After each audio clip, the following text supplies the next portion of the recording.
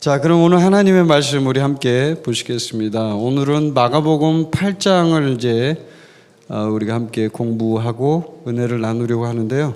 마가복음 8장 1절부터 21절까지 말씀인데 일단 한 구절만 지금 이 시간에는 읽도록 하겠습니다. 8장 15절 말씀 한 구절만 같이 읽도록 하겠습니다. 우리가 이따가 이제 같이 읽을 거기 때문에 8장 15절 말씀, 자, 준비되셨으면 같이 읽겠습니다. 시작. 예수께서 경고하여 이르시되 삼가 바리새인들의 누룩과 헤롯의 누룩을 주의하라 하시니. 아멘. 오늘 저는 이 제목, 이 본문 구절을 통해서 제목이 종교의 영을 축사하라라는 제목으로, 축사가 좀 어려운 말인데요. 쫓아낸다 이런 말입니다. 축사하라 이 말이 쫓아낸다, 기도해서 이렇게 나가게 한다 이런 뜻이 있습니다. 종교행을 축사하라. 잠깐 기도하겠습니다. 말씀을 위해서. 하나님 아버지 감사합니다. 오늘 이 말씀을 통해서 성령께서 우리에게 말씀하시는 것들을 말하여 주옵소서. 우리 마음속에 있는 모든 종교의 영들이 다 떠나가게 하여 주옵소서. 예수님의 이름으로 기도합니다. 아멘. 어떤 남자분이 두 분이 있었어요. 근데 이 남자분은 이제 한 세월을 좀 오래 산 저처럼 중년 남자였습니다. 근데 이 중년 남자가 이제 두 분이 친구지간인데 둘이서 이제 얘기를 했습니다. 어떤 얘기를 했냐면, 한 분이 결혼이 30주년이 되는 해였나 봐요. 저도 얼마 전에 작년이었던가 결혼 30주년던 같은데, 저도 결혼 30주년이 되니까 아내 생일 때 좀 특별하게 아내에게 이제 선물을 하고 싶었나 봐요. 이 남자분이 친구하고 대화를 하는 장면인데 친구한테 그럽니다. 내가 이번에 아내한테 보석을 선물할 거야. 그러니까 그 친구가 하는 말이, 아니 보석보다 자동차가 낫지 않아? 니네 와이프 차 원하던데 차가 더 싸지 않아? 보석보다 훨씬? 네, 이렇게 얘기했습니다. 그러니까 그 친구가 그 친구에게 뭐라고 얘기한 줄 알아요? 여보게, 차는 가짜가 없지 않은가? 이렇게 얘기했어요.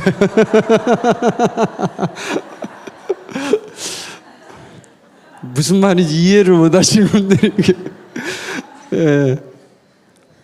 보석은 가짜가 있지만 자동차는 가짜가 없잖아요. 아직도 이해를 못 하시는 분들. 예. 이제 재밌는 이야기인데, 우리가 참 이렇게 인생을 살다 보면 그런 거 있죠, 왜? 세월이 많이 흘러가면서 부부 사이가 특히 그런 것 같아요. 부부 사이가 오랫동안 이렇게 살다 보면은 너무 잘 아니까 또 좀 무시하게 되고, 또 어떨 때는 또 싸우게 되고, 이제 그런 경우가 많이 있는 것 같은데요.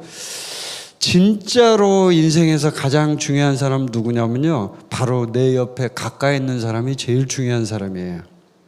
여러분 맞습니까? 가장 중요한 사람이에요. 그 사람한테 진짜를 줘야 합니다. 진짜를 줘야 돼요. 가짜를 주면 안 됩니다. 예.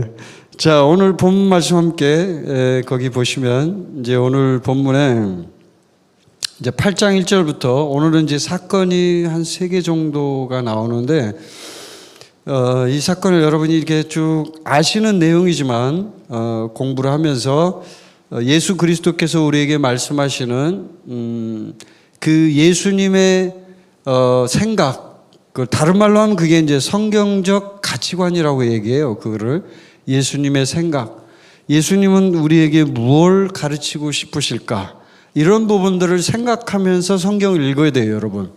근데 그러지 않으면 성경을 읽어도 내가 뭘 읽었는지 잘 모르는 경우가 참 많습니다.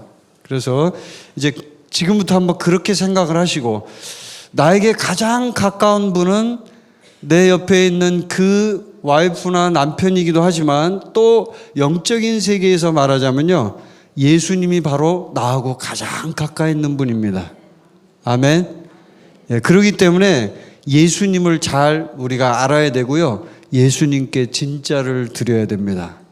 가짜를 드리면 안 됩니다. 예수님이 슬퍼하십니다. 자, 그러면 8장 1절 같이 한번 보겠습니다. 8장 1절. 그 다음에 2절, 3절까지 한번 읽어보겠습니다. 시작. 그 무렵에 또 큰 무리가 있어 먹을 것이 없는지라 예수께서 제자들을 불러 이르시되 내가 무리를 불쌍히 여기노라. 그들이 나와 함께 있은지 이미 사흘이 지났으나 먹을 것이 없도다. 만일 내가 그들을 굶겨 집으로 보내면 길에서 기진하리라. 그 중에는 멀리서 온 사람들도 있느니라. 자, 예수님은 지금 큰 무리와 함께 5,000명을 먹이는 사건 말고 또 다른 4,000명의 사람들을 대상으로 기적을 행하려고 하고 계십니다. 근데 이 구절을 가만히 보면 비슷한 얘기니까 우리는 너무 비슷해서 이거 그 똑같은 얘기 아니야? 이렇게 생각할지 모르지만요. 이거는 완전히 똑같지는 않습니다. 지금 여기서 예수님이 이 무리들과 함께 할 때 이 장소는 유대 땅이 아닐 수도 있습니다. 다른 곳일 수도 있어요. 그러니까 이방인들이 많이 있는 갈릴리 그 지역 어디일 수도 있습니다. 성경에는 그게 기록이 안 돼 있는데 그렇다고 봅니다. 그리고 여기에 있는 사람들도요, 상당히 많은 이방인들이 포함되어 있을 거라고 추정합니다.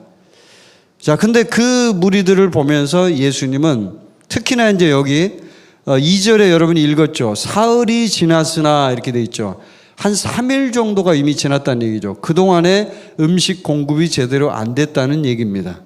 먹을 것이 없다는 얘기죠. 근데 그 사람들을 보면서 주님은 불쌍히 여기셨습니다. 우리는 주님의 이 모습을 보면서 무엇을 배워야 하냐면요.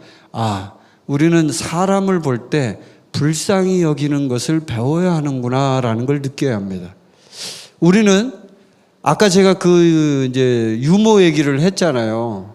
가짜 보석 얘기를 했는데 그건 이제 유머고 여러분에게 진짜로 필요한 건요. 내 옆에 가까이 있는 사람이 가장 중요하다고 얘기했잖아요. 제가. 근데 그 가까이 있는 사람에게 내가 정말로 불쌍히 여기는 마음과 긍휼의 마음으로 그를 보고 있는가 하는 것은 우리 인생에 있어서 상당히 중요한, 특히 우리 그리스도인에게 있어서는 굉장히 중요한 이슈이고 그 다음에 실천해야 될 하나님이 우리에게 주신 명령입니다. 근데요, 제가 이렇게 저 자신을 돌아봐도 제 주변에 가까이 있는 사람에게 제가 그렇게 긍휼의 마음으로 못할 때가 있더라는 거죠.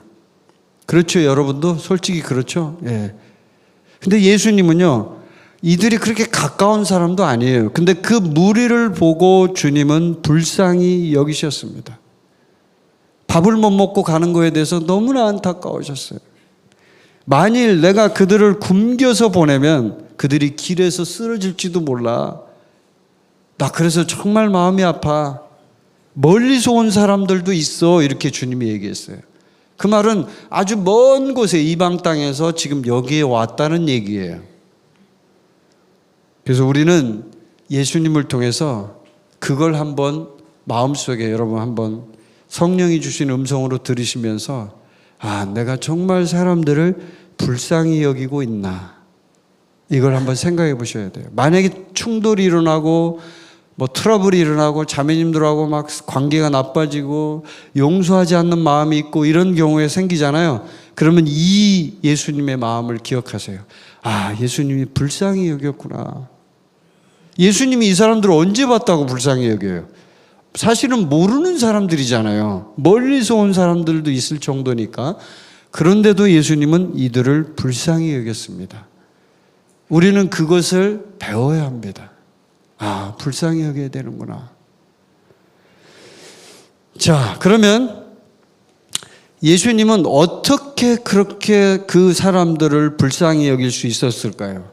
그들을 사랑하는 마음이 먼저 있었다는 거예요. 먼저. 우리는 불쌍히 여긴다는 걸 생각할 때 그냥 단순히 불쌍히 여기라고 하니까 불쌍히 여겨야 돼라고 이렇게 생각을 하니까 불쌍히 여기는 것을 어떻게든 그거를 끌어내서 내 마음속에서 그걸 만들어 보려고 불쌍히 여길 수 있는 모든 조건을 갖다 들이대면서 그걸 자꾸 생각을 해서 억지로 불쌍히 여기려고 노력을 해요. 그런데요, 불쌍히 여기는 방법은 의외로 쉽습니다. 우리가 먼저 그들을 사랑하면 됩니다. 사랑하면 돼요. 주님이 저들을 사랑하라고 했지, 그러니까 내가 먼저 사랑해야지, 이렇게. 예. 자, 그럼 4절부터 제가 이제 오늘 할 얘기가 많아서 좀 빨리빨리 해야 될 것 같아요. 4절부터 자, 거기에 이제 몇 절까지냐면 8절까지를 한번 쭉 읽어볼게요. 4절부터 8절까지. 자, 준비됐으면 같이 한번 읽어볼게요. 시작. 제자들이 대답하되 이 광야 어디서 떡을 얻어 이 사람들로 배부르게 할 수 있으리까? 예수께서 물으시되 너희에게 떡 몇 개나 있느냐 이르되 7이로소이다 하거늘 예수께서 무리를 명하여 땅에 앉게 하시고 떡 7개를 가지사 축사하시고 떼어 제자들에게 주어 나누어 주게 하시니 제자들이 무리에게 나누어 주더라. 또 작은 생선 2마리가 있는지라 이에 축복하시고 명하사 이것도 나누어 주게 하시니 배불리 먹고 남은 조각 7광주리를 거두었으며 사람은 약 4,000명이었더라. 예수께서 그들을 흩어 보내시고 10절까지 읽어볼게요. 곧 제자들과 함께 배에 오르사 달마누다 지방으로 가시니라. 아멘. 자, 여기까지가 이제 4,000명을 먹이는 사건, 7병2여의 기적의 사건의 끝입니다. 자, 제자들이 대답합니다. 어떻게 먹을 수 있냐? 자, 이 제자들 지금 5병이어 기적을 체험한 사람들이에요? 아니에요? 체험했습니다, 이미. 만약에 여러분 같으면 금방 얼마 전에 5병이어 그 사건, 기적 눈으로 똑똑히 봤고요. 본인들이 직접 거기에 스텝으로 일도 했습니다. 근데 그 제자들이 지금 이렇게 얘기하는 겁니다. 여러분 어떻게 하시겠어요? 가서 꿀밤을 때려주고 싶죠? 니네 조금 전에 안 봤니? 얼마 전에 안 봤니? 근데 어쩌면 그렇게 모르는 것처럼 완전히 새로운 얘기 하는 것처럼 제자들이 대답을 한 거예요. 어디서 이 많은 사람들을 빵을 가져와 가지고 이 사람들을 먹일 수 있습니까? 선생님, 이렇게 얘기하는 거예요. 저는 꿀밤을 때려주고 싶어요. 아니, 그 전에 그 사건 니네 벌써 다 잊어버린 거야? 이렇게 얘기하고 싶어요. 근데 예수님은 다른 얘기를 안 하고요. 빵이 몇 개 있냐. 이제 떡이라고 번역했지만 이제 실제로는 빵이죠, 빵. 유대인들에게 있어서는 빵 몇 개 있냐. 이렇게 물어봅니다. 그러니까 7개가 있다고 얘기하죠. 그래서 7병2여의 기적이 된 거예요, 이게. 빵이 7개가 있다 보니까.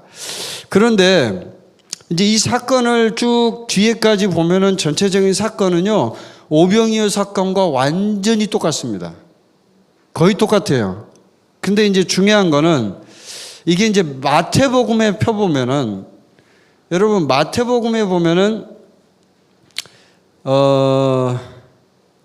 마태복음 이제 그 사건을 이제 그 담담하게 서술을 했는데 이게 이제 중요한 게 예수님은 지금 이 제자들을 마태복음 쪽이나 그 다음에 이제 앞에 우리가 오병이어 사건도 그렇고 이렇게 서술한 걸 보면 제자들을 어떻게든지 교육을 시키려고 하거든요. 근데 지금 여기 4,000명을 먹이는 이 사건에서는요, 예수님이 제자들에게 무슨 교육을 하거나 이러려는 마음이 별로 없어요. 이미 그때 다 했기 때문에 이때는 그런 생각이 없으시다는 것이 명확하게 보입니다. 자, 그럼 우리는 여기서 뭘 배워야 할까요? 예수님이 이미 오병이의 기적을 통해서 제자들에게 훈련을 시켰어요. 너희가 먹을 것을 줘라. 이렇게 얘기했습니다. 근데 제자들은 엉뚱한 얘기를 하고 있는 거예요. 어디서 이 많은 사람들을 먹일 빵을 구하겠습니까? 이렇게 얘기합니다. 자, 여러분, 우리는 주님을 섬기는 사람들입니다. 우리는 주님을 따라가는 크리스찬이고 더군다나 우리는 한가족 교회의 성도들이고 그리스도의 군사들입니다. 그건 뭘 말하냐면 우리는 그래도 적어도 이 세상을 살아갈 때 우리가 갖고 있는 관점이나 생각이 남들하고는 좀 다른 게 있어야 된다는 걸 말합니다. 그건 이런 때 나오는 거예요. 이런 때.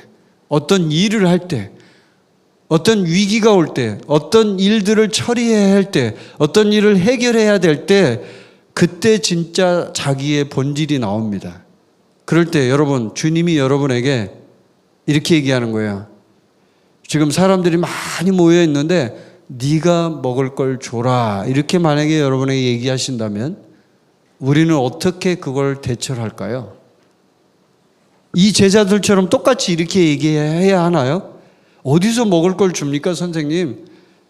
우리는 돈도 없고 우리는 지금 뭐 먹을 것도 없고 그러는데 어떻게 합니까? 이렇게 얘기하나요? 아니죠. 우리는 그때 주님 앞에 무엇을 해야 될까요? 주님 앞에 기도해야 합니다.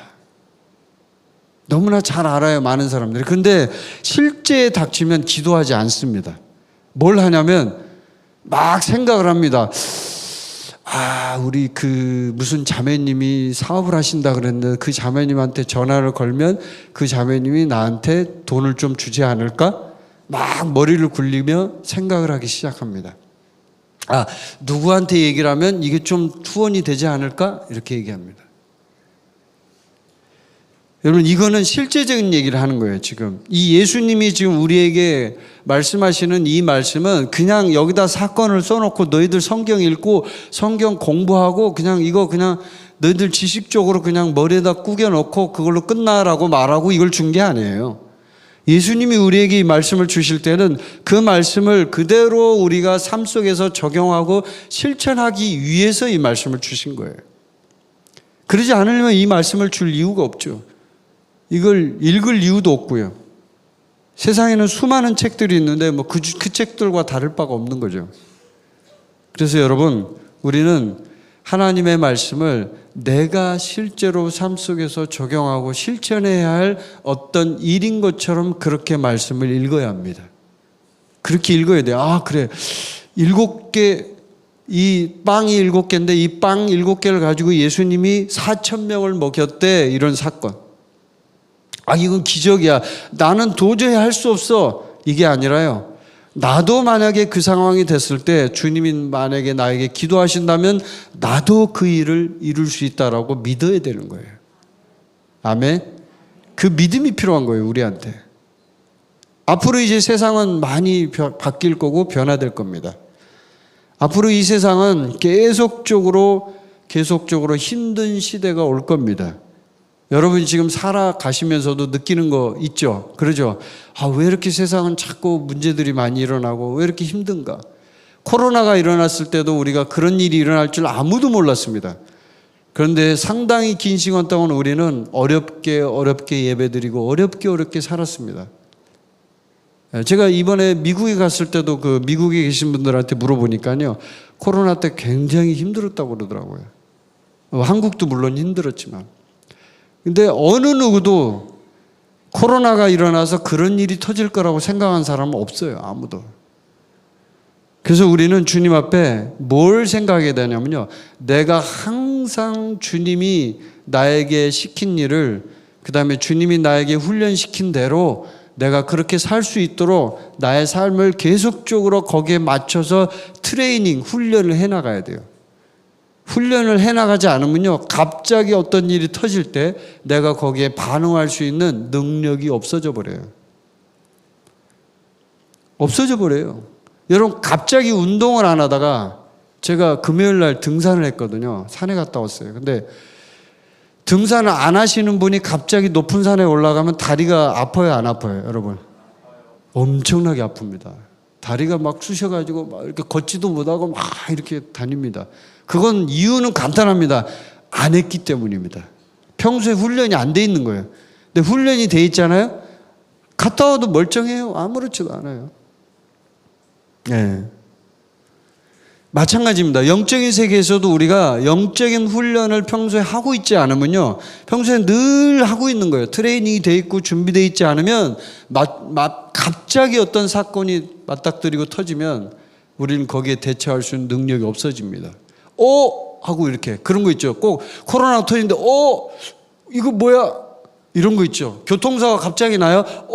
이거 왜 사고가 났지? 이렇게 놀라는 거죠. 본인은 놀라는데 이게 놀란다고 끝날 일이 아니잖아요. 해결을 해야 되잖아요. 그 문제를 극복해야 되잖아요.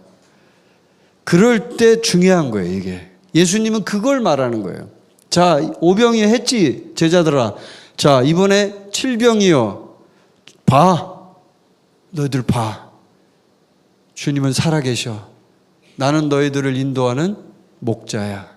나는 생명이야. 나는 너희들에게 빵을 줄 수 있어.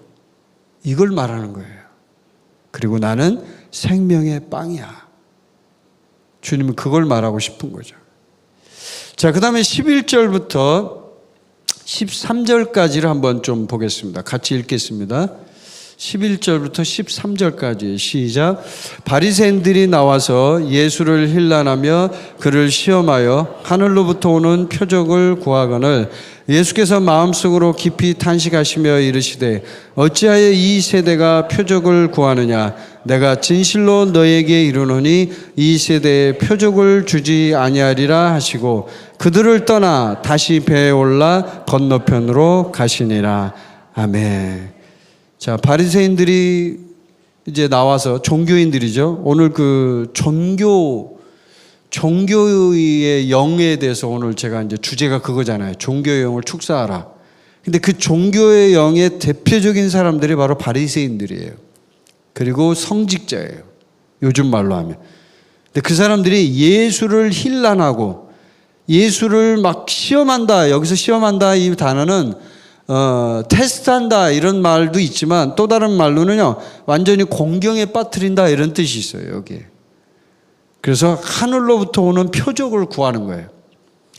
이 표적을 구하는 이유는 간단합니다. 왜냐하면 악하고 음란한 세대고 그들 속에 종교의 영이 사로잡고 있기 때문에 그런 거예요. 왜냐하면 종교의 영과 생명이 만나잖아요. 그럼 충돌이 일어나요. 충돌이. 종교의 영은 필연적으로 충돌이 일어나요.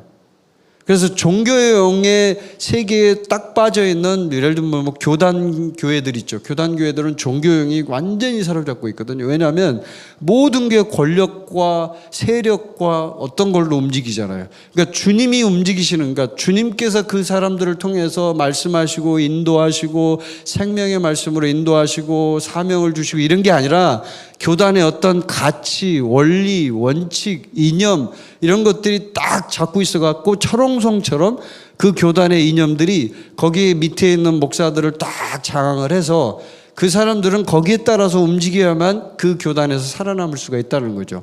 그래서 만약에 거기에 조금이라도 배치되는 어떤 것들이 발생한다 그러면 예수님처럼 이렇게 돌출 인간이 되는 거예요. 이들이 볼 땐 예수님이 돌출 인간이에요. 골치 아픈 인간인 거죠. 그 당시에 이 종교인들이 볼 때는. 그래서 예수님을 골탕 먹이려고 표적을 구한 거예요. sign, wonder 뭐 이렇게 얘기하는데 표적. 이걸 구해서 하늘로부터 무슨 표적을 보여봐라 이거지. 뭔가 하여튼 해봐라. 너 지금 이렇게 기적을 행하고 그러는데 하늘에서 만나를 내리든지 뭔가 뭐 빵덩어리가 떨어지게 하든지 좀 해봐. 그러면 내가 너 믿을게 말하자면 약간 비꼬는 그런 얘기예요. 지금 이게. 그랬더니 예수님이 뭐라고 얘기하냐면 어찌하여 이 세대가 표적을 구하느냐. 내가 진실로 너에게 이르노니 이 세대에 표적을 주지 아니하리라. 마태복음에는 악하고 음란한 세대가 표적을 구한다고 되어 있어요. 악하고 음란한 세대가. 여러분 악하고 음란한 사람은 종교인들이고요. 그 종교인들은 또 생명의 말씀을 전하는 사람을 핍박하게 돼 있어요. 여러분 그걸 인식해. 그걸 딱 인식을 하시고 내가 지금 핍박을 받는데 너무 힘들어. 난 그러니까 이런 삶을 살기 싫어. 이게 아니라 여러분이 가져야 할 태도는 그래. 생명의 말씀을 증거하다 보면 핍박을 받을 수 있구나라는 것을 일단 인식을 해야 돼요. 왜냐하면 종교의 영은 악하고 음란한 세대예요. 그럴 수밖에 없어요. 그 자체가. 왜냐하면 모든 걸 권력과 자기의 이익을 위해서 움직이는 사람들이니까. 하나님의 말씀보다 더 중요한 거는 교단이나 어떤 단체의 가치인 거죠. 우리는 하나님의 말씀이 우리를 인도할 때 우리가 갖고 있는 모든 생각과 관념을 내려야 돼요. 그냥 내려버려야 돼요. 그냥. 말씀이 이렇게 얘기하는구나. 그래, 난 내려야 되겠다. 이렇게 해야 되는 거예요. 근데 그걸 내릴 수 없다. 그러면 예수님 말한 것처럼 너희들은 악하고 음란한 세대라는 얘기예요. 요나의 표적밖에 줄 게 없다는 거예요. 그 말은 뭐냐면 마태복음에 있는 이제 똑같은 사건을 조금 이제 다르게 서술을 했는데, 요나의 표적은 요나가 그 말 자체의 뜻이 그거예요. 요나가 물고기 뱃속에 들어갔잖아요. 왜 들어간 거예요? 이유가? 뭐 때문에 물고기 뱃속에 들어갔어요? 네, 불순종해서 그렇죠? 말을 안 들어서 그렇죠? 간단합니다. 말을 안 들어서 그런 거예요. 예수님이 명령을 내렸어요. 자, 가. 그랬더니 반대로 간 거예요. 반대로. 그러니까 예수님이 물고기한테 먹히게 해버렸어요. 그래서 우리는 그걸 생각해야 돼. 어떤 일이 일어날 때, 사건이 일어날 때, 이게 왜 일어날지 이러지 마시고, 만약에 내가 불순종하고 있고 하나님 앞에 거역하고 있고 문제가 있고 마음에 꺼리낌이 있다, 그럼 하나님이 지금 당신을 훈련시키는 거예요. 어려움에 처한다? 훈련시키는 거예요. 이게 우리가 하나님 앞에서 배워야 할 자세고 성경적 가치관이 형성되는 그런 시간이에요, 이게 바로. 근데 그런 걸 안 하고 수많은 크리스찬들이 넘어가요. 그냥 모르고 그냥 넘어간다니까. 무슨 사건이 일어나면 왜 일어났지? 잘 몰라. 그냥 생각이 없어. 아무 생각이. 왜 이렇게 힘들어? 이런 것만 생각하지, 주님이 나에게 뭘 말씀하시는지, 주님이 뭘 나한테 가르치시는지 생각 안 해요. 아무 생각 없어요. 우리 교회에 계신 분들은 그래도 많이 생각하시더라고, 제가 보니까. 그런데요, 다른 교회 성도들 제가 이렇게 가끔씩 그런 얘기할 때 있어서 얘기해 보면 아무 생각 없습니다. 정말 안타까워요. 그래서 주님이 요나의 표적밖에 줄 게 없다고 하는 거예요. 너 가서 좀 거기서 너 그거 지금 이런 거 구하지? 너 요나의 표적이 너한테는 더 중요해. 너 물고기 뱃속에 들어가서 3일 동안 좀 썩어야 돼. 이렇게 얘기하는 거예요. 예수님 얘기하는 게. 이해되시죠 이제? 네. 자, 그러면 이제 14절 한번 읽어볼게요. 시작. 제자들이 떡 가져오기를 잊었음에 배에 떡 한 개밖에 그들에게 없더라. 자, 이제 여기서부터는 종교인들에 대한 이야기를 예수님이 굉장히 비유적으로 잘 표현하면서 설명을 하는데, 이제 여기서 중요한 얘기를 제가 좀 할 거예요. 지금부터가 본론이에요. 제자들이 지금 이제 빵을 가져와야 되는데 그걸 잊어버린 거예요. 그러니까 이 제자들의 모습을 보면 뭘 볼 수 있냐면 항상 초점이 먹는 거예요. 먹는 거. 무슨 개도 아니고 무슨 닭도 아니고 먹는 거, 무슨 양 소도 아니고 모든 초점이 먹는 거예요. 먹는 걸 가져오는 걸 잊었다는 거예요. 배에 빵이 한 개밖에 없다는 거예요. 근데 예수님은 그거에 관심이 없어요. 예수님은. 15절 말씀 다시 한번 읽어보겠습니다. 시작.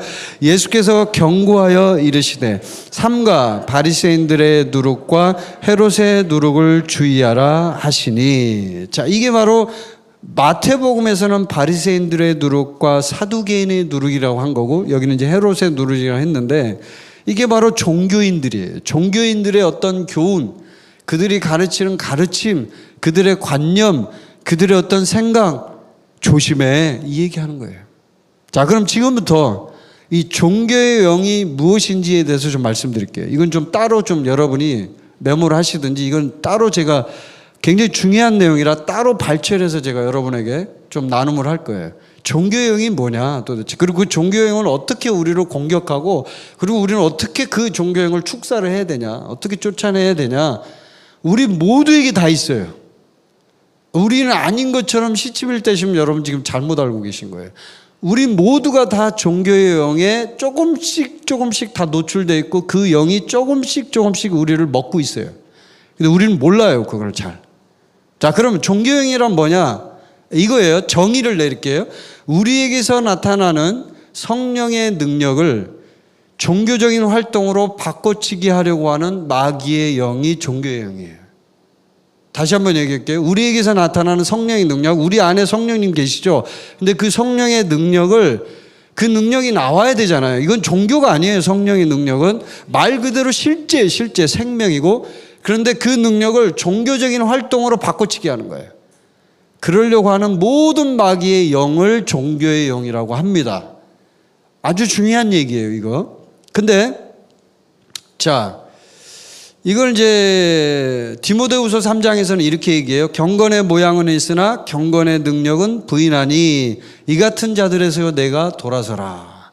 그러니까 경건의 모양만 있고 능력은 없는, 이걸 종교의 영이라고 얘기합니다.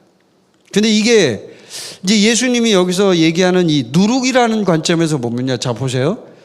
바리새인들의 누룩, 사두개인의 누룩, 헤롯의 누룩. 자, 누룩은 뭐냐?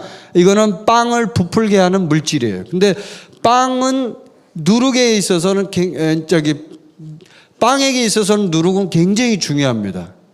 중요해요. 근데 이 종교의 영이 예수님이 지금 얘기 직접 하시는 거예요. 우리를 가르치고 있는 거예요. 빵의 누룩처럼 종교의 영이 역사한다는 거예요. 그럼 이게 막 부풀어진다는 거죠. 단지 거기에 어떤 뭐 실체가 있는 게 아니라 단지 부풀리기만 하는 역할을 하는 게 누룩이에요. 그러니까 알맹이를 아주 튼실하게 아주 알차게 해가지고 알맹이를 같이 동시에 늘리는 게 아니고 이 누룩을 넣은 빵을 보면 여러분이 아시지만 빵이 어떻게 됩니까? 빵이 푹 부풀어 오르죠. 근데 실제로 그 빵이 똑같이 그 질량이, 과학 얘기를 하는 건 아닌데 그 질량이 똑같이 가면서 부풀어 오르나요? 아니면 껍데기만 붕 뜨나요?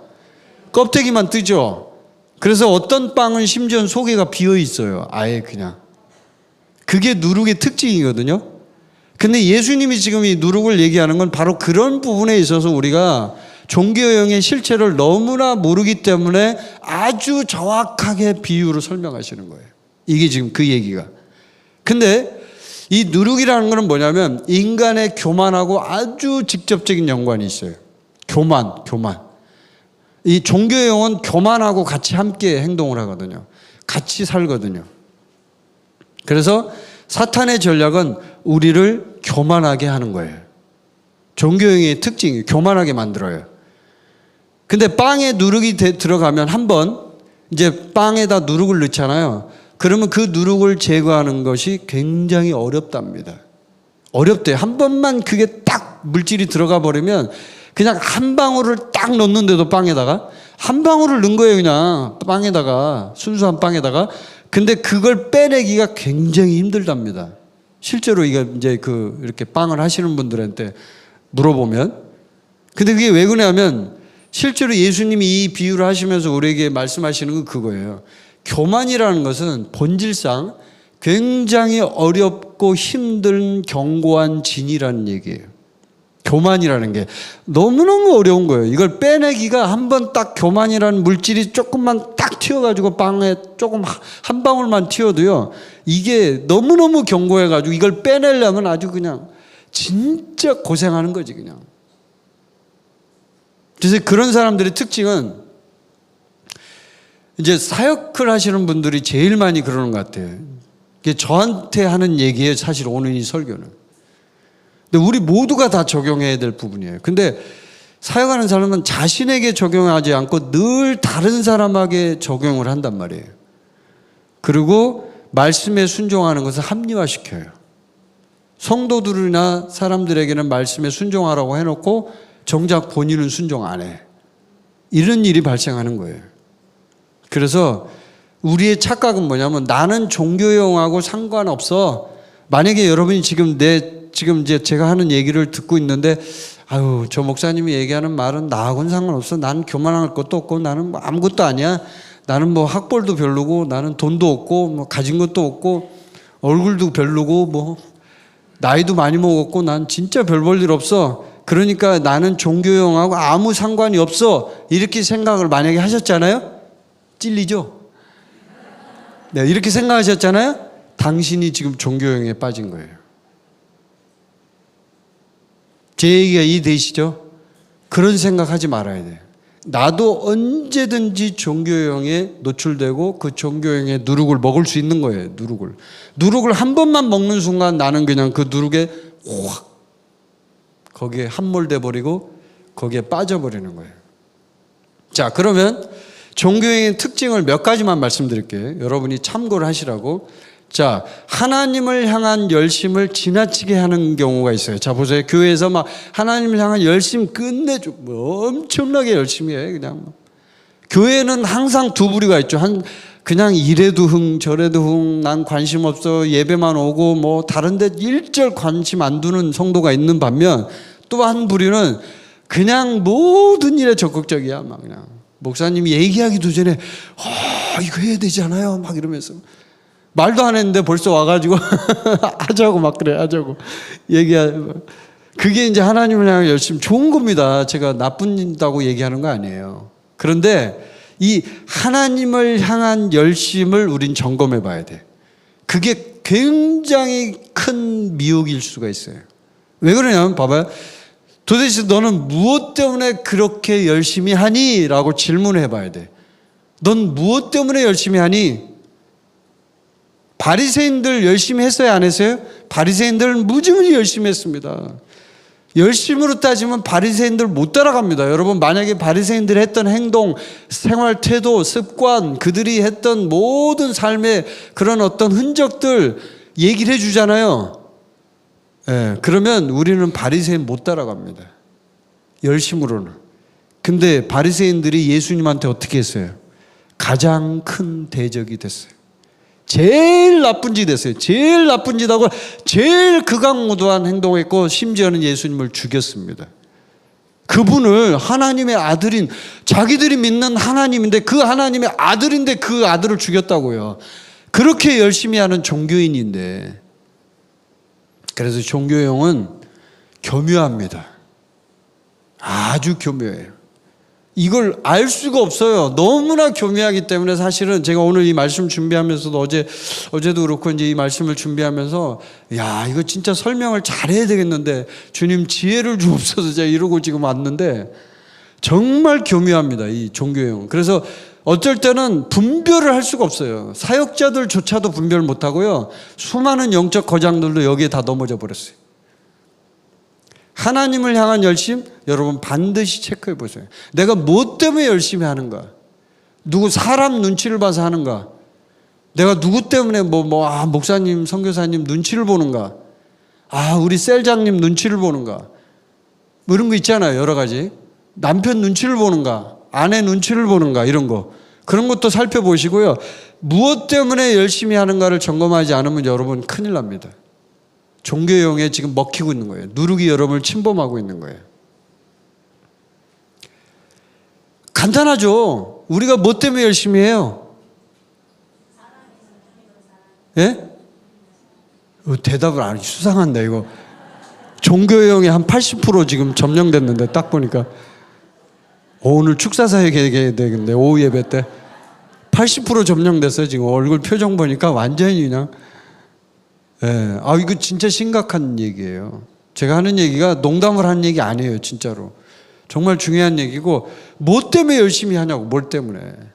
우리는 주님이 우리에게 주신 사명, 주님을 사랑하는 마음, 진짜 그분 때문에 우리가 그걸 해야 되는 거예요. 알고 있죠, 우리가 다. 근데 그렇지 않은 경우가 너무나 많기 때문에 말씀을 드리는 거예요.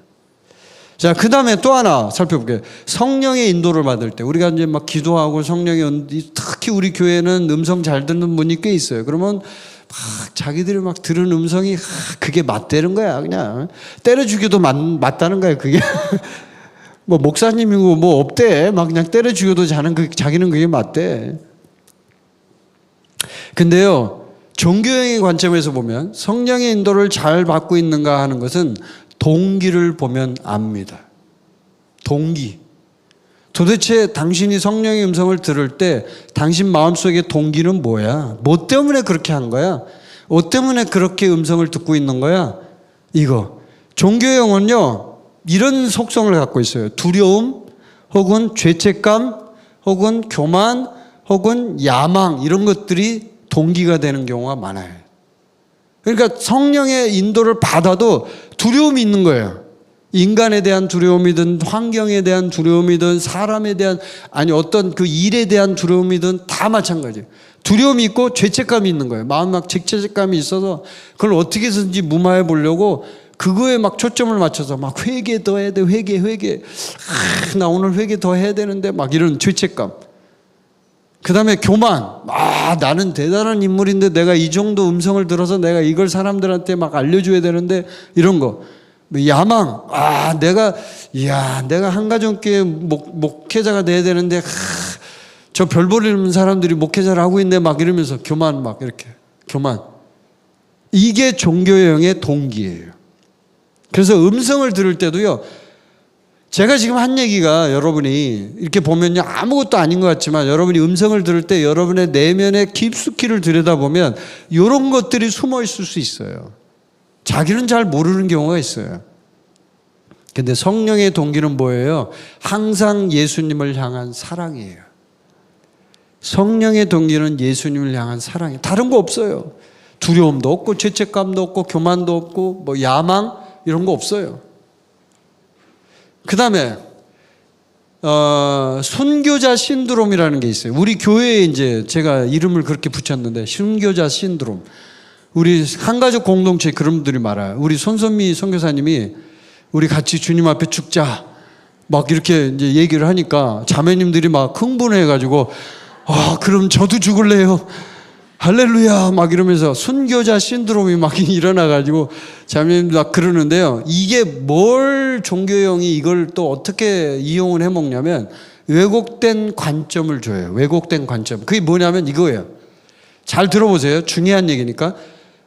내가 지금 어떤 일을 이제 지금 일이 일어나서 그 일을 당했는데 이제 핍박 비슷한 걸 당했어요. 핍박이에요. 핍박. 근데 그 핍박이 고난이라고 합시다. 핍박은 조금 과한 것 같고 고난을 지금 당했는데 그게 내가 실수를 하고 내가 잘못하고 내가 뭔가를 하여튼 뭔가를 잘못한 거예요. 그래서 일어난 일이에요. 이게 원인은 그거예요. 그런데요, 우리는 순교자 신드롬이 있는 자매님들은 어떻게 보냐면요, 이건 핍박이라는 거야. 자기 때려 죽여도 핍박이래. 이거는 그냥 핍박을 받고 있대. 자기는 막 열변을 토하면서. 여러분, 그거 핍박 아니에요. 당신이 잘못해서 고난받고 있는 거예요. 실수해서 지금 고통받고 있는 거라고. 이게 바로 순교자 신드롬이에요. 그러니까 종교에 영이 있는 사람은 이게 있어요 또. 그래서 막 자기는 그냥 모든 걸 다 핍박의 관점으로 끌고 와. 남편이 뭐라 그래도 핍박한대요. 자기가 잘못해놓고. 말을 실수를 하니까 남편이 화가 나니까 얘기한 거죠. 말을 잘못하고 인상 박박 쓰고 막 그 천사 같은 모습으로 결혼할 때 그 아름다운 모습은 온데간데 없고 거의 그냥 완전히 거의 야수의 모습으로 돌변한 지금의 자기의 모습은 안 보고 처녀 때 자기의 모습만 생각하면서 나 처녀 때 이랬는데 예뻤는데 이것만 생각을 하면서 남편이 왜 나를 핍박하는가. 핍박 이렇게 얘기를 해요. 핍박 아니에요. 자매님이 잘못한 거예요. 네. 이런 것들을 점검해 보세요. 이런 것들을. 자, 그러면 이제 지금부터 이거를 이제 몇 가지만 제가 말씀드린 거예요. 여러 가지가 있을 수 있지만 우리가 다 살펴볼 필요는 없어요. 중요한 것들만 이제 알면 되는데, 여러분 이제 느꼈잖아요. 제가 얘기한 걸. 이런 것들이 일어나면 종교용이 침투해서 꼭 누룩을 한 방울 던지는 것처럼 딱 들어오는구나. 그럼 그 누룩은 내 영의 실체를 어떻게 하냐면 부풀려 버려요. 그러니까 영이라는 게 실제적으로 알맹이가 튼실하고 딱 그 알곡 자체로 딱 있어야 되잖아요. 안에 내용물이 충실해야 되잖아요. 그런데 이 누룩이 들어온다는 건 뭐냐면 이 알맹이가 충실하지 않은 상태로 이걸 그냥 유도해버리고 그걸 그렇게 변형시킨다는 얘기예요. 그러면요, 그때부터는 걷잡을 수가 없어요. 그냥 순식간에 종교형에 먹혀버려요. 자기가 교만한지도 모르고 자기가 무슨 뭐 그런 막 열심히 한다고만 생각해. 그냥 난 열심히 해. 네. 근데 그러다 보면요, 순교자 신드롬이 나오고 자기는 좀 잘하고 있다고 생각하고 이렇게 생각하면서 어느샌가 깊숙이 교만이 들어오기 시작해요. 속에 쫙 자리를 잡아요. 근데 자기는 몰라 그거를. 그러면서 막 남을 막 비판을 하고 있어. 여러분, 남을 비판할 때는요, 제가 한 가지 팁을 드릴게요. 자매님들이 특히 잘 들어야 돼요. 자매님들이. 남을 비판할 때는요, 그 사람을 사랑하는지를 먼저 체크하고 비판하세요. 진짜로 내가 그 사람을 사랑한다. 내가 정말 사랑한다. 나 미워하지 않고 난 정말로 그 형제, 그 자매 사랑한다. 비판해도 돼요. 괜찮아요. 왜? 그 사람이 하는 모든 말은 사랑에서 하는 나온 말이고 그 사람이 하는 모든 말은 그 사람이 잘 되기 위해서 하는 얘기예요. 그건 비판 들어도 돼요. 왜? 부모의 마음으로 하는 거니까. 그리고 그 사람을 정말 살리기 위해서 하는 얘기니까. 근데요, 많은 경우에 사람들이 사랑하지 않고 비판해요. 맞습니까? 솔직히 대답해 보세요. 사랑하지 않고 무조건 비판해요. 그냥 저놈 나쁜 놈이래, 저 인간. 그러면 안 된다는 거죠. 그게 바로 종교형이 침투해 들어오는 하나의 입구예요, 이게. 자, 그럼 지금부터 제가 이제 시간이 많이 갔기 때문에 요걸 좀 그 종교형에 대한 어떤 전략적인 측면, 그 다음에 이걸 어떻게 축사를 할 수 있는가에 대해서 제가 이제 좀 간단하게 아주 중요한 핵심만 좀 말씀을 드릴게요. 자, 종교형은 우리를 어떻게 만드냐면 아까 말씀드렸지만 성령의 어떤 그런 실체에 대한 부분들을 종교의 어떤 것들로 이렇게 자꾸 바꿔치기 하려고 하거든요. 그럴 때 우리 안에 영의 생명이 있죠. 그렇죠. 생명. 그리고 그 생명은 계시를 받아요. 이거 되게 중요한 얘기인데 말씀을 읽을 때나 아니면 기도할 때나 이게 계시가 들어와요. 이렇게 계시가. 근데 그 계시가 우리에게 들어오는 거를 성령님이 우리에게 주시는 거를 못하게 자꾸 막아요. 종교형이 계속 막아요. 계시가 못 들어오게. 그래서 우리가 이럴 때는 어떤 걸 기도해야 되냐면요. 사도 바울의 계시의 기도도 물론 하셔야 되지만 여러분이 많이 해봤잖아요. 에베소서에 있는 계시 기도 그걸 많이 하셔야 되지만 또 한편으로는 축사를 해야 돼요. 어떻게 축사하느냐? 계시를 막는 이 악하고 더러운 종교의 영아 나에게서 떠나가라 이렇게 기도를 하는 거예요. 그러니까 성령님은 항상 우리에게 생명의 영이기 때문에 계시를 주신다고요. 그 계시는 빛이고 그 생명은 우리에게 주시는 영의 양식이에요. 그래서 그 영의 양식은 말씀을 타고 많이 들어와요. 우리에게.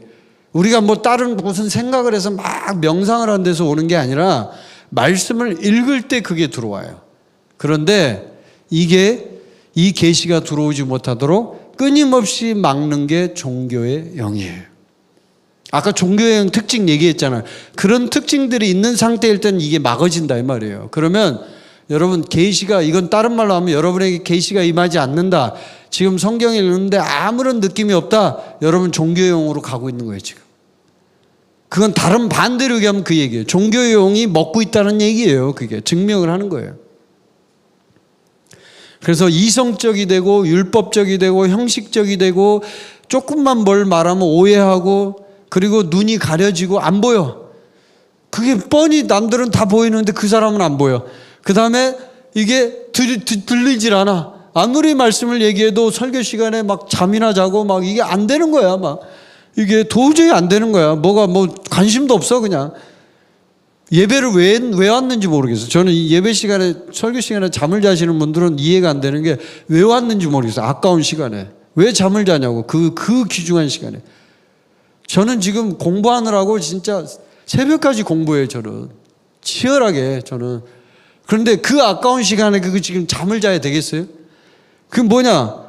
귀가 가린 거예요. 귀가 가려서 지금 안 들리는 거예요. 아무것도 안 들리니까 저게 무슨 말인지도 모르겠고 재미도 없고 관심도 없고 영의 세계에 관심 있잖아요. 너무너무 재밌어요. 그게 그냥 막 귀가 쫑긋. 우와 저게 무슨 얘기지? 나 저거 꼭 알아야 돼. 이렇게 되는 거죠. 근데 관심이 없잖아요. 잠이 오죠. 쟤 잠자기 좋네. 이야 어쩜 저렇게 잠자기 좋은 톤으로 얘기를 하냐. 이렇게 되는 거예요. 여러분이 지금 웃지만은 설교 시간에 자는 분이 있다고 우리 교회도 실제로 제가 보면은. 근데 그게 뭐냐면 귀가 가려서 그런 거예요. 그 다음에 자기 생각 있는 거예요. 뭐 자기 생각이 더 중요해. 하나님 말씀 중요 안 해 별로.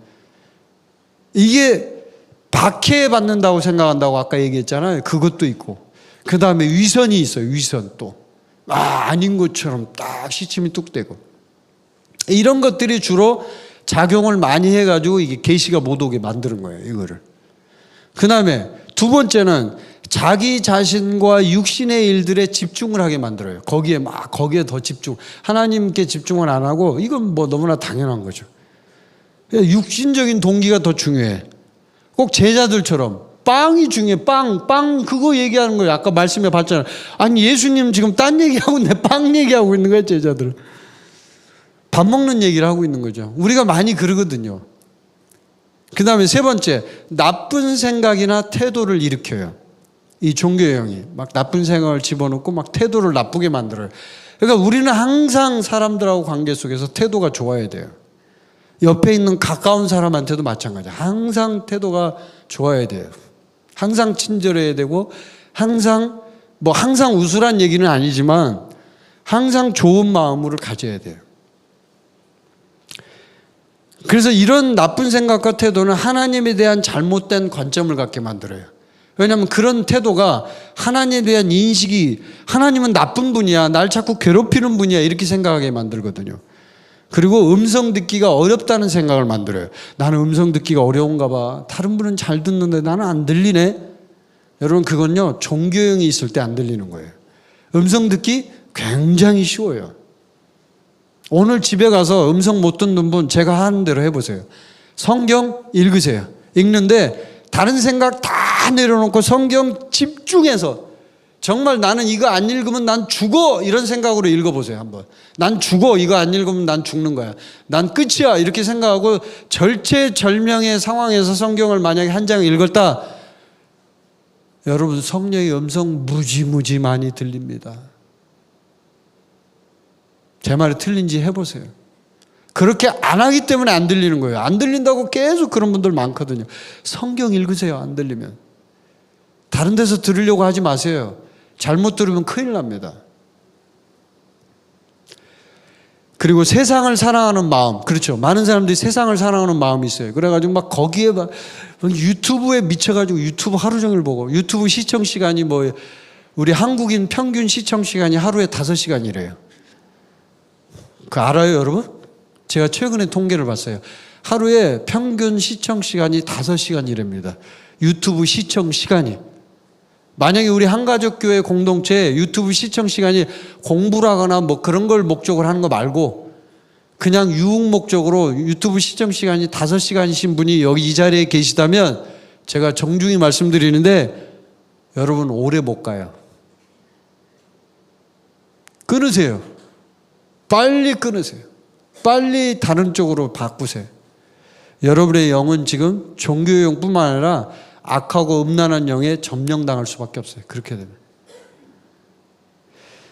자, 이렇게 이 종교용이 이런 전략을 할 때 우리는 어떻게 되냐면 이 세 가지를 여러분이 축사하세요. 자, 아까 제가 얘기했죠.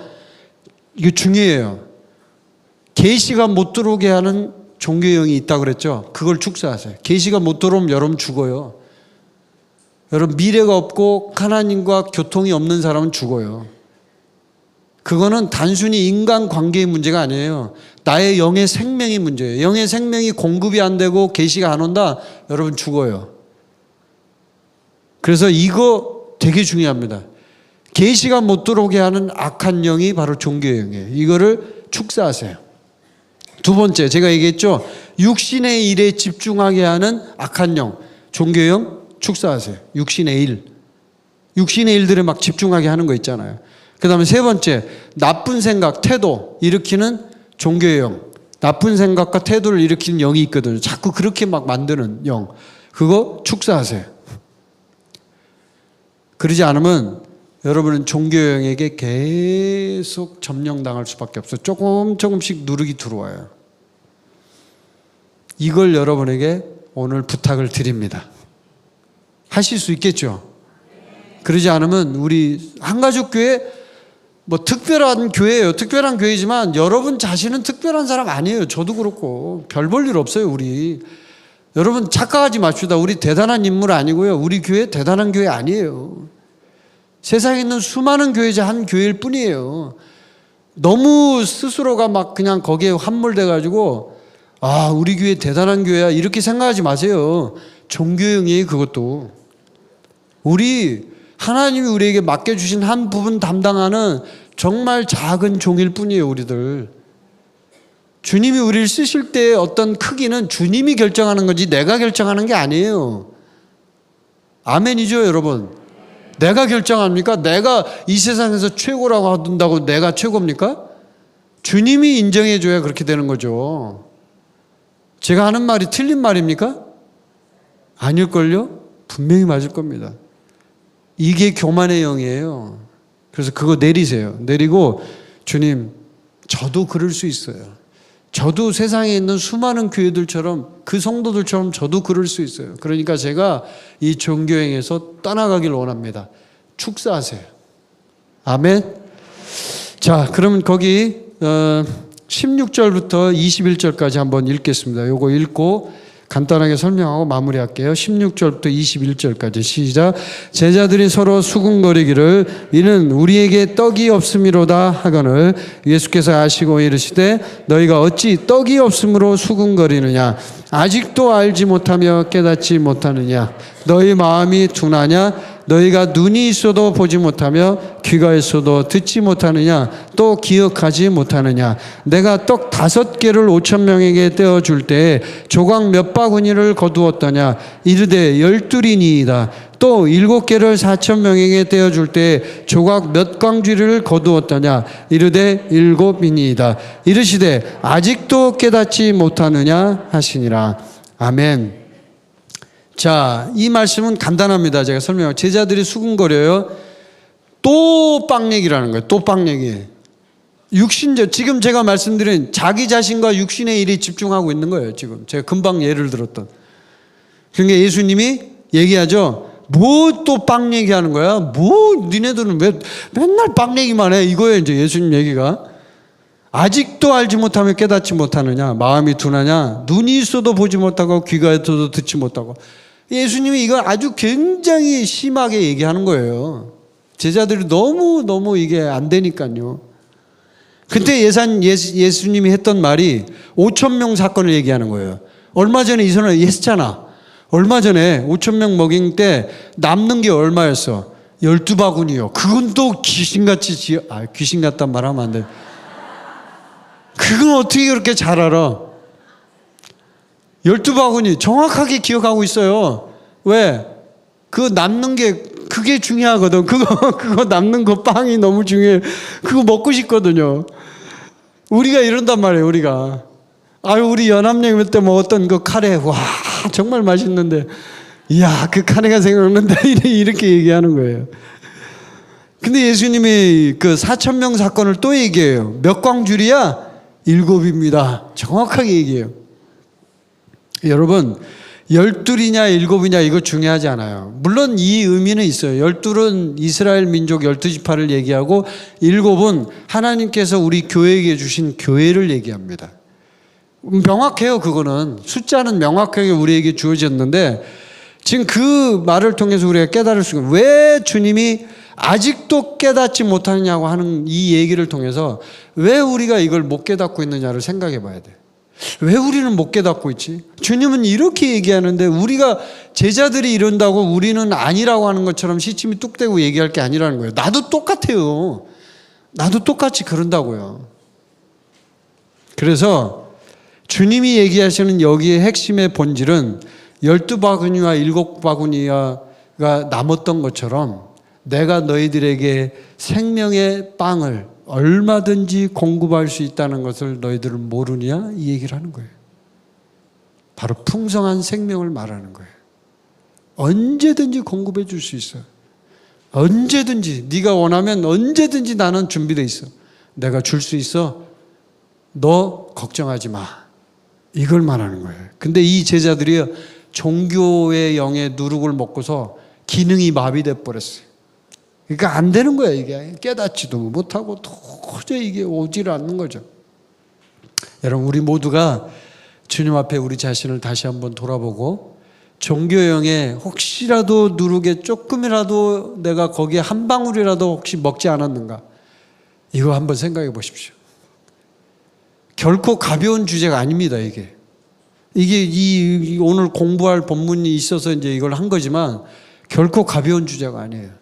우리가 이거에 대해서 주님 앞에 정말 하나님 앞에 진실한 마음으로 주님 앞에 서야 돼요. 그래서 주님 제가 이 부분에 대해서 점검해 보겠습니다. 그리고 종교형에 노출되지 않도록 내가 교만하지 않았는지, 내가 우리 교회에 대한 생각도 정말 우리 교회는 이 세상에서 최고의 교회야, 그런 생각하지 마세요. 유일한 교회일 수는 있지만 최고의 교회 아니에요. 교만하면 안 돼요. 하나님은 교만한 자는 대적해요. 그리고 겸손한 자를 쓰셔요. 아멘. 여러분의 삶 가운데 겸손의 영이 임하기를 축복합니다. 여러분의 삶 가운데 모든 종교형이 떠나가기를 명령합니다. 자, 우리 함께 기도하겠습니다.